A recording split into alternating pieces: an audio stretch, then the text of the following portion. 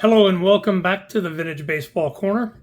I'm Chris, and today we're going to do part 2 of our 76 card PSA Vintage Reveal. Today, as a background, I brought some of my friends from the 75 to 79 year range, which is where the cards that we're going to show today are from.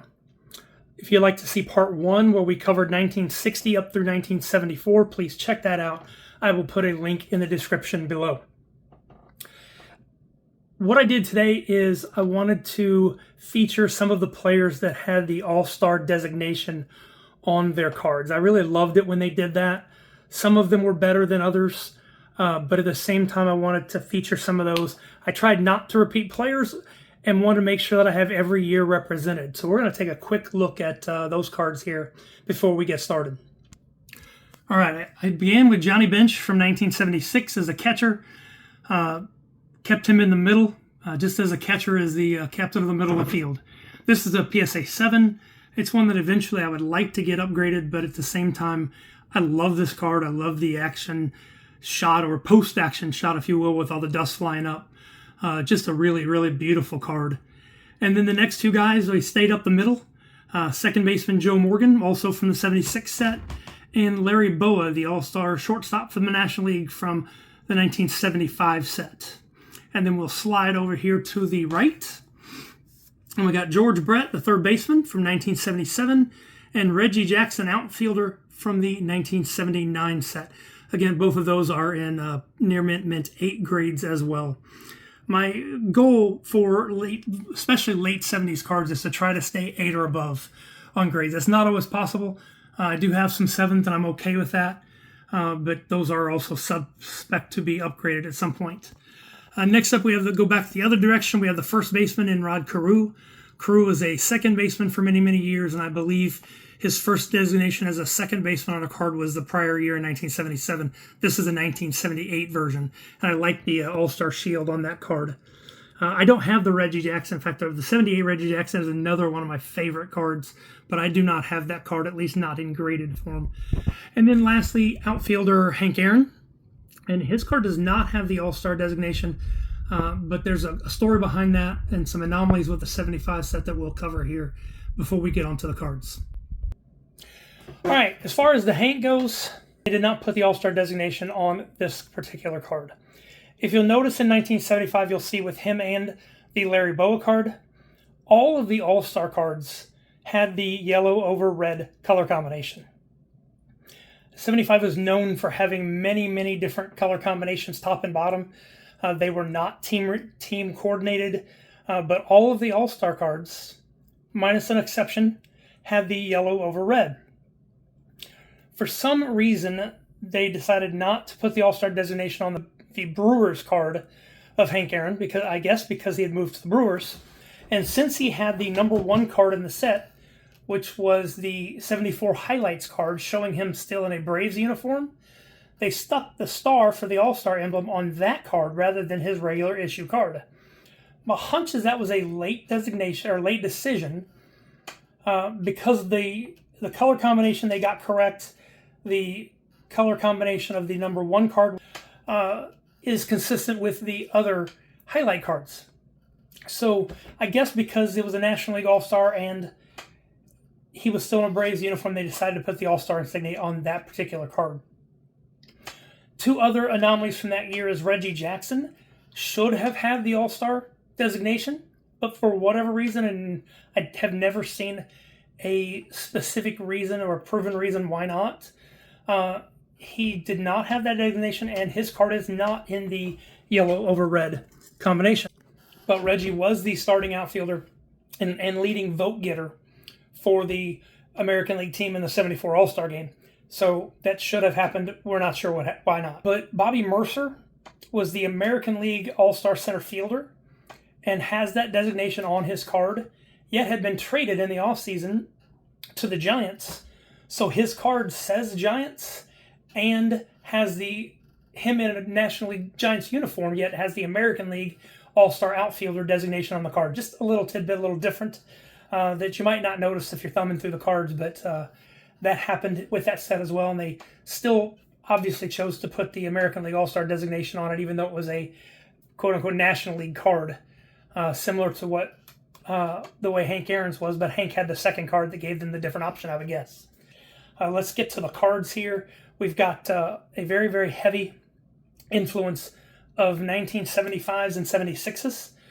These are a mixture of mine and a couple other buddies' cards, so they're not all mine, although most of the 75s that you will see are part of my 75 collection, and which I'm working on getting as many of those graded as I can.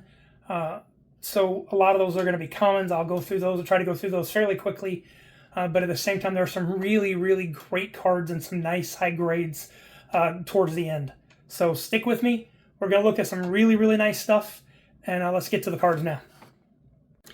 The first card, Dave McAnally, 1975. We got a near mint 8. It's a nicely centered card. Very happy with that grade. McAnally was a key starting pitcher for the Orioles in their 3 consecutive World Series run from 69 to 71, winning the title in 1970. He won 20 games plus 4 straight years and 184 games for his career, so a nice solid starting pitcher. Next up, Indians, we got Fritz Peterson. Got a PSA 7, a little disappointed in that. Thought we would have an 8 here. Peterson pitched with the Yankees and Indians over an 11-year career. Next is the Boston Red Sox. Team card, got a PSA 8 on this one. Nice looking card, a little bit off center left to right, but still within the parameters. I already have an 8 in this one. Really thought this one had a good shot at a 9, and we'll land it on the 8, and we'll take that. Next up, I got a Cardinals team card. We got an 8 on this one. I submitted 2 of these. I'm missing 3 cards from my PSA Hall of Fame registry, and with Red Schoendienst on as the manager of this card, this is one of the 3. So I submitted 2 of these cards, hoping that one of them would get an 8, hoping both would get an 8. At the same time, there was one that I thought was kind of borderline, so I went ahead and submitted them both and hedged my bets a little bit. Happy to get the 8 here on this one. Nicely centered card. Looks good. Will go well in my Hall of Fame registry. And here is the second. Same thing. We got an 8 on both, so maybe I didn't need to submit both cards, but that's all right. Again, we can find a new home for this one. But happy with the 8s there and moving on with the registry. So we'll move on to Elias Sosa. We got an 8 here, another nicely centered card. Cardinals pitcher. Sosa was around the big leagues for a little while, mostly a reliever. Pitched about 12 years in the big leagues and did finish 3rd in Rookie of the Year voting in 73. Next is Maximino Leon, a pitcher from Mexico that spent about 6 years with the Braves as a relief pitcher. Again, nicely centered. Great eye appeal on this one. Got an 8, and that grade is about right on that. Next we have Angel Mangual. A little disappointed in this one. I thought this was an easy 8 and thought it had an outside shot at a 9 to see if maybe I could upgrade it, because 8s and 9s come tough with this card. They really do. Mangual was a reserve outfielder for the A's and part of all 3 of their world championships from 72 to 74. Next, we got Stormin Gorman Thomas. We got an 8 on it. Thomas was an outfielder for the Brewers from the mid-70s to early 80s, then finished up with a few other teams, but started a little slow in his career, then became a very, very solid power-hitting outfielder, leading the league in home runs in 79 and 82, and was just a key cog in the Brewers' 82 World Series run where they finished second to the Cardinals. But nice looking card there for Gorman Thomas. And here's probably the biggest disappointment of the submission. We got an EX Mint 6 on this Cubs card. I'd like to get all of the team cards graded an 8 or higher. We'll have to keep searching on the Cubs with this one. It's a really nice card. I'm not exactly sure what caused it to get a 6. I felt it looked just as good as the 8s that I've gotten, but that's neither here nor there at this point. One thing I wanted to mention, I want to ask help from you guys, is if you can see here, the guy in the top right, back row top right, his face is whited out. Had never noticed that before until about a month ago. And it's an odd thing. I don't know who the player is or why it's whited out, but it is like that on all the Cubs team cards. So if you know, please leave it in the comments. Let me know, one, why that happened, and two, who the player is. It's just a mystery to me. I haven't been able to find the answer, and I would really like to know it. So please, if you've got that knowledge, help me out. Leave it in the comments. Next, we stay with the Cubs. We got a Cubs starting pitcher, Bill Bonham. Got an 8 here, nicely centered version. Bonham played about 10, 11 years in the big leagues and finished up with the Reds, but spent most of his career as a starter with the Cubs. Now we got Jerry Grody, and R.I.P. to Mr. Grody, who just passed away here in the last few months. This one, if you can be disappointed by an 8, that would fit this bill here. I really thought this was a 9, and I've gotten many 9s before. This one fit the bill. It looks just as good as the other 9s that I've had in the past. I'm not sure why we got limited to an 8 here, but again, I know we're splitting hairs. This one is just a beautiful card, perfectly centered. I will add this about Jerry. There was a quote by Johnny Bench that basically said, if Jerry and I were on the same team, I would have been a third baseman. And it just goes to Johnny's belief and opinion of Grody's defensive prowess and handling of pitchers. He was very, very highly regarded. He did play in 4 World Series, a couple with the Mets and a couple later in his career with the Dodgers. So definitely one of those players that teams like to have aboard and that had a positive influence on their pitching staffs. Now we go to Bake McBride. We got an 8 on this one. Again, a nicely centered card. Bake was a outfielder for the Cardinals and later Phillies. A really solid player. He was the Rookie of the Year in 1974 and has his Rookie All-Star Cup on this card.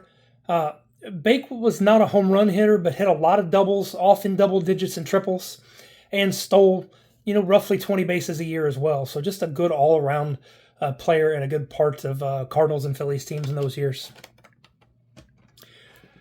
Next up again is a 7 for Jim Colborn. Again, I thought we were at easy 8 here. It seems strange that the cards that I missed on were ones that I thought were almost sure 8s and that even had outside chances at 9s, whereas some of the cards that I thought might be iffy, for the most part, pretty much all got 8s. So it just shows you can never tell. Grading is an opinion. It is very subjective, and we are, like I said earlier, splitting hairs on some of these. But this is a nice-looking card of Brewers pitcher Jim Colborn. We get another 7 here in an Astros team card. I had 2 of these, and I sent in one. It's possible I picked the wrong one. I thought this one, again, would fit in that 8 category fairly easily. The second Astros card is on its way to PSA now in another submission, so we shall see if they were both equal or if I sent the wrong one the first time. Next is another Brewers pitcher in Bill Travers. We got an 8 again on this one. Travers pitched the big leagues for about 8 years. He's a left-handed pitcher and was mostly a starter for the Brewers. I want to talk a little bit about Reggie Smith. Reggie was a heck of a player. Somebody that probably doesn't get mentioned a whole lot these days because he did not make the Hall of Fame. But there is a case to be made for him. It may not be the best case in the world. There may be others that would be in line ahead of him. But Reggie spent 17 years in the big leagues, mostly with the Red Sox and Dodgers. Spent a couple years, including 75 with the Cardinals. He had a career WAR of 67. Had 314 home runs, hit 285 for his career. Had an 855 OPS and 137 OPS plus. So just a really, really solid player. He added a Gold Glove and 7 All-Star appearances to that total and finished in the top 20 of MVP voting 4 times. One other tidbit about Reggie is that he hit 6 World Series home runs.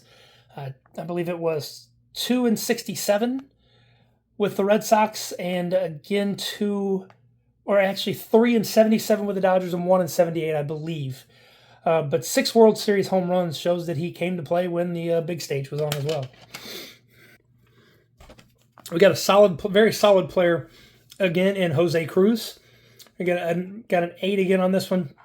I initially thought this was headed for a 9, and then as I evaluated again right before I submitted it, saw just a couple little things. So An 8 is no surprise to me at all on this one, but I'm happy that it did get the 8.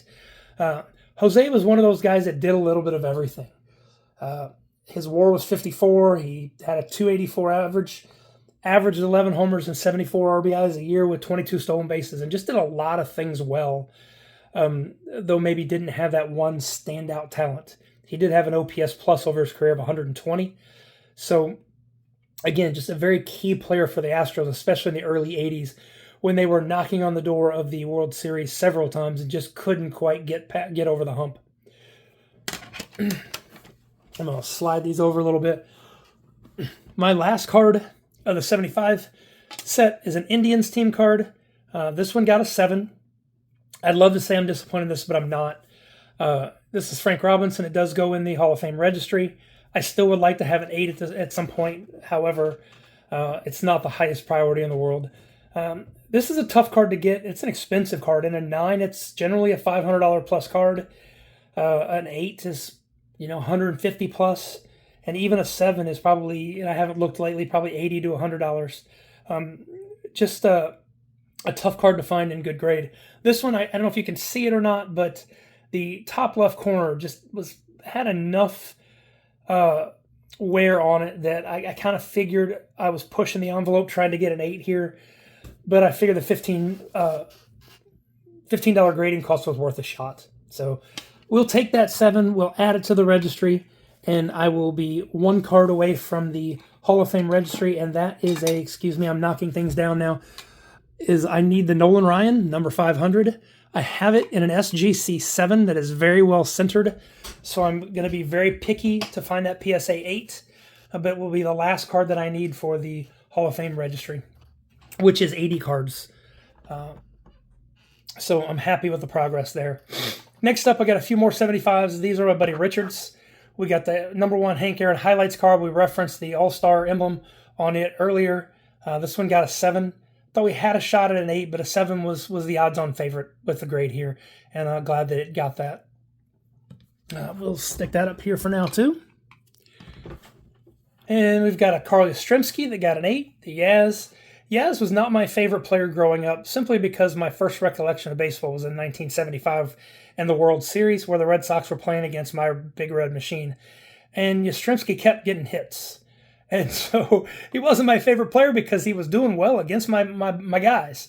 That said, I've learned to appreciate his career and his talents over the years, and I have no qualms with him as a player by any means.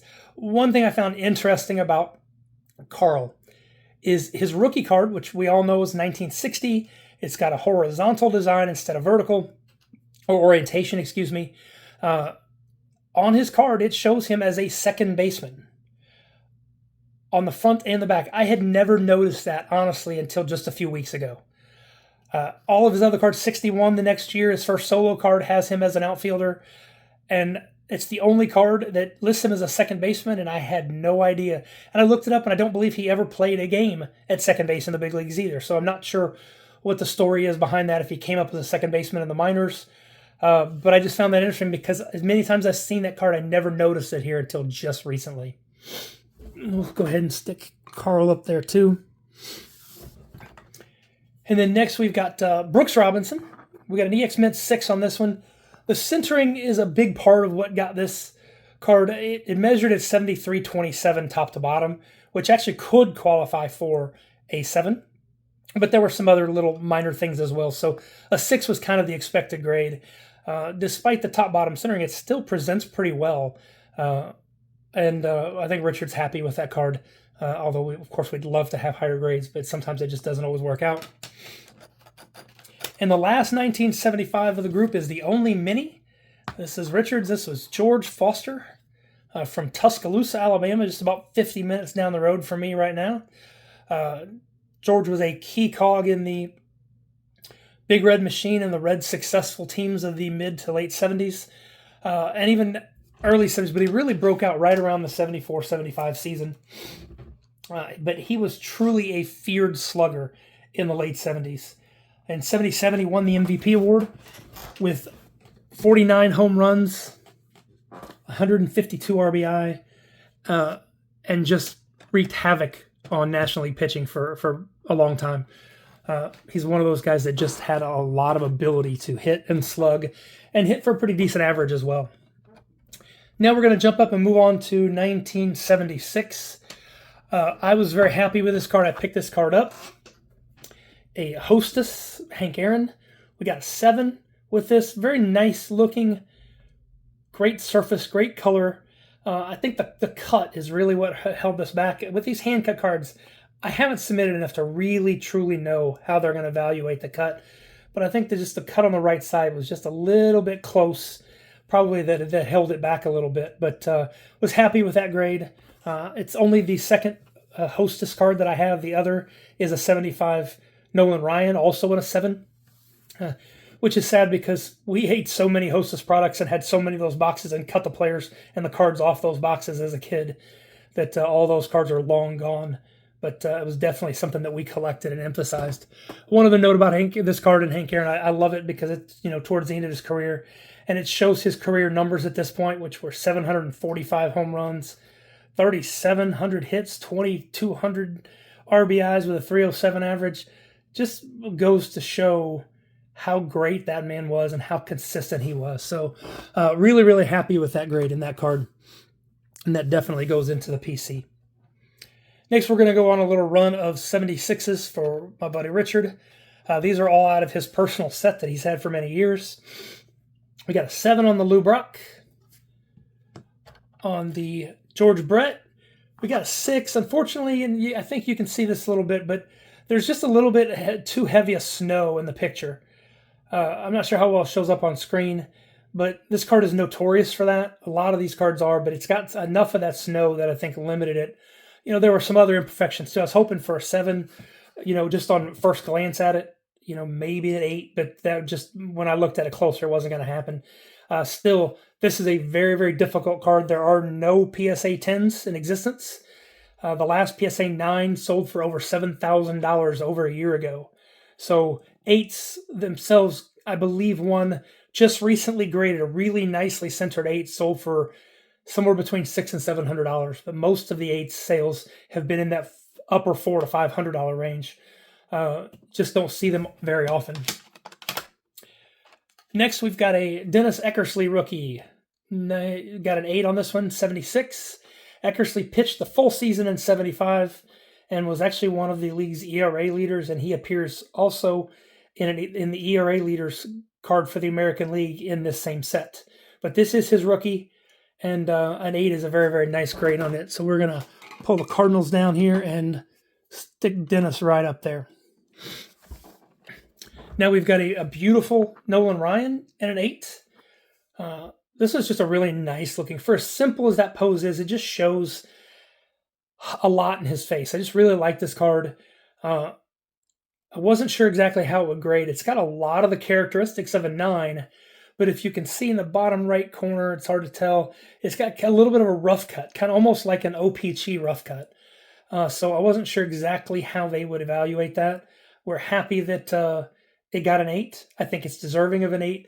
But at the same time, I could have seen them knocking it down a little further with that rough edge. Let's take the Indians off here and put Nolan up. And now we've got probably the biggest card of the submission, a Jim Rice in a 9. Just a beautiful, beautiful card. His first solo card. Got the rookie cup on it.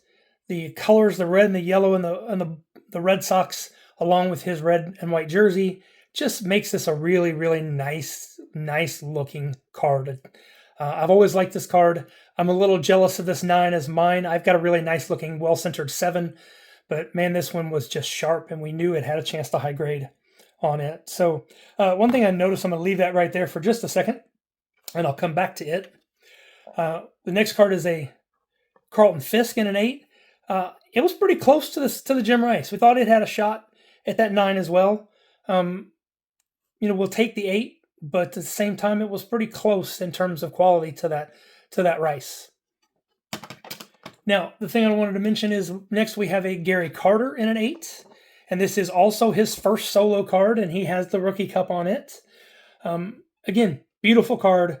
I love the color combination. I love how 76 did that with that kind of color matching, if you will. But this card has an all-star rookie designation on it.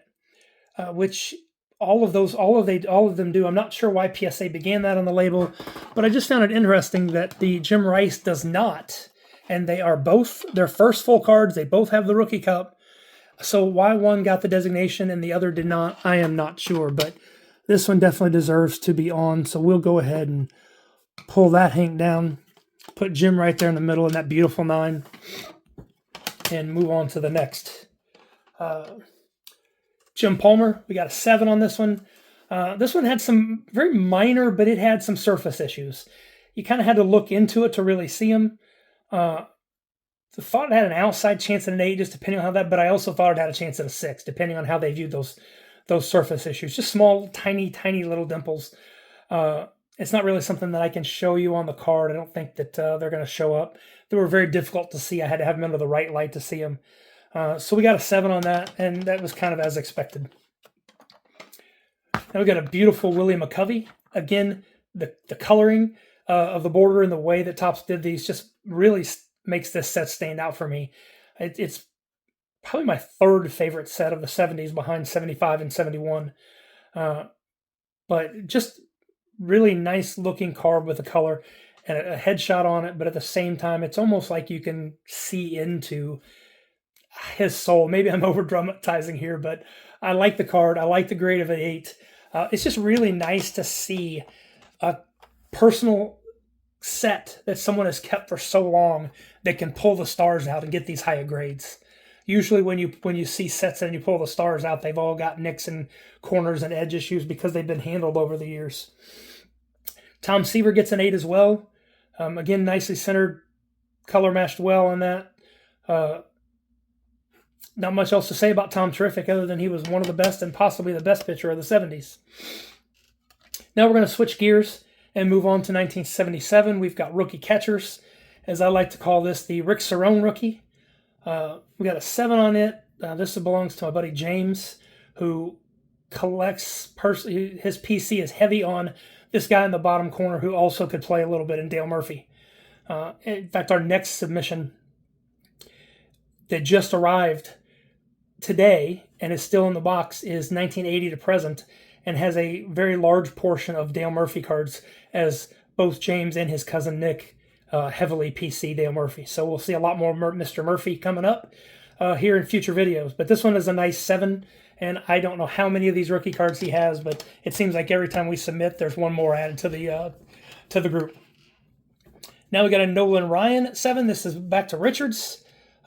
Nice look. I love this card. I don't know if it's just the simple contrast with the blue background and the signature in the open space, but for a posed card, I think it's really sharp. I think Topps just really did well with Nolan Ryan. Maybe he's just more photogenic than everybody else. I'm not sure. But with the action shots of 74 and 1980 and some of the pose shots just really look good. This one got a 7. The top left corner, I don't know if you can see it well enough, just had enough of a nick that held it back. But I think a 7 is a fair grade there. And I'll go ahead and sit Mr. Yastrzemski down right now and add another Nolan Ryan to the display there. And this one is one of my favorite 4-player rookie cards. I think it's just a special card in the sense that you have 4 players that all had long, very good careers. Mr. Murphy is up there again. As I saw somebody on Facebook try to claim at one time, this is his second rookie card, whatever that means. And but when I totaled all these up, the 4 guys on this card played a total of 65 years in the big leagues, had 18 All-Star appearances, including all 4 at least once, had 8 Gold Gloves, 10 Silver Slugger Awards, and 2 MVPs with Murphy. Just a very, very solid group of rookies that all made their mark. I believe Bo Diaz played 13 years, and that was the shortest career of the 4. Ernie Witt was a good, solid left-handed hitting catcher with a little bit of pop. I think he had double-digit home runs in 8 straight years for the Blue Jays. And then Lance Parrish played almost 20 years in the big leagues. 8 or 9-time All-Star. I don't remember exactly off the top of my head. Just one of the best catchers in the league throughout the 80s. And also, just a side note, played in AAA in Evansville, Indiana, my hometown, in 1977, along with Jack Morris and some other Key Tigers, and I got the chance to watch them play growing up while they were still in AAA. I remember those games very, very well. But he and Morris and obviously a few others, Tommy Brookins, I believe, was one, were key parts of the early 80s Tigers' success in the 84 World Series team. So one other note on this card, sadly, Bo Diaz retired after the 1989 season, and unfortunately a year later had an accident at home and was killed and lost his life in 1990 at the age of 37, which is just way too early. But he did get 13 years in the big leagues. He was an all-star one time, and again, just a very nice player. And you just don't get these 4-player rookie cards very often that have 4 solid long-term major leaguers. And actually, we'll go ahead and take Hank Aaron down here and put this one up. I hate to take my hostess Hank down, but we want to give him a little bit of that card, a little bit of a shout out too. Got a couple more cards. We got a 78 Burger King Goose Gossage. This has got a near mint 8 on it as well. Burger King did team sets through the late 70s, early 80s. They would do 3 or 4 teams a year, so they didn't do the whole major leagues. Some of the years they had Burger King insignia or logo on them, others did not. 78 did not. So the only way that you can know this is a Burger King card is that one, that is a different photo that's on Gossage's regular Topps card. And on the back, the numbering, this is card number 10. They numbered those cards 1 through 30 or however many cards they made for each team. And so that is not the same number as his regular issue 78 card. Aside from that, there's no other way to tell this was a Burger King card.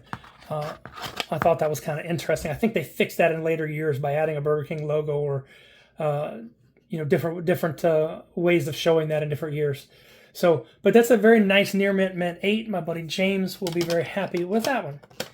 And the last card I want to show you today is a OPC 1979. If you're not real familiar with OPC, they say on the back, printed in Canada. All of them do.